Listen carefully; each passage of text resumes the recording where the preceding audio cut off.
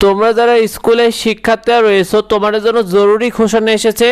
দেশের সব স্কুলে ক্লাস সম্পূর্ণ নতুন নিয়ম চালু হবে। শিক্ষার্থীরা তোমাদের স্কুলগুলোতে সম্পূর্ণ নতুন নিয়ম চালু করতে যাচ্ছে।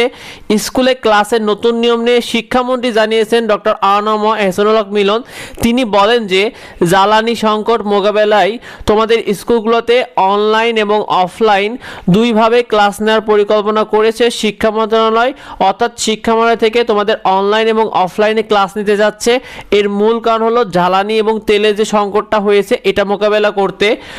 তোমাদের স্কুলগুলো কেন অনলাইনে ক্লাস হবে? দেখো, তারা বলছে স্কুলগুলো চালু হওয়ায় যানবাহনের উপর একটা বাড়তি চাপ তৈরি হয়েছে, কারণ বিভিন্ন স্কুলগুলোতে তোমাদের স্কুল বাস রয়েছে।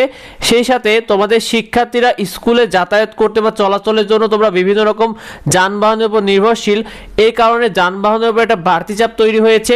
তারা মনে করছে তেল জ্বালানির উপর একটা বাড়তি চাপ তৈরি হওয়ায় তারা স্কুলগুলোকে অনলাইন নেওয়ার পরিকল্পনা করছে শিক্ষার্থীরা।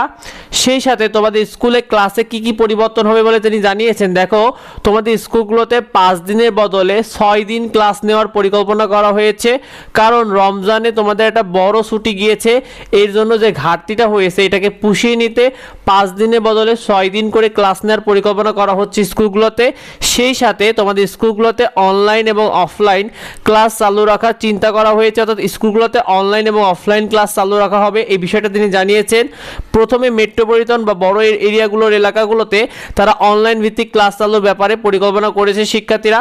তো তোমরা এই বিষয়টা কি কেমন মনে করো কমেন্টে আমাদেরকে জানিও। আর এই বিষয়টা অনেকে জানে না, তাই বেশি বেশি করে ভিডিওটা তোমাদের বন্ধুদের মধ্যে শেয়ার করে দাও, যাতে অন্যরা জানতে পারে। আমাদের ইউটিউবঙ্গ চ্যানেলে তুমি নিয়মিত ফ্রি সাজেশন এবং শিটগুলো পেয়ে যাবে।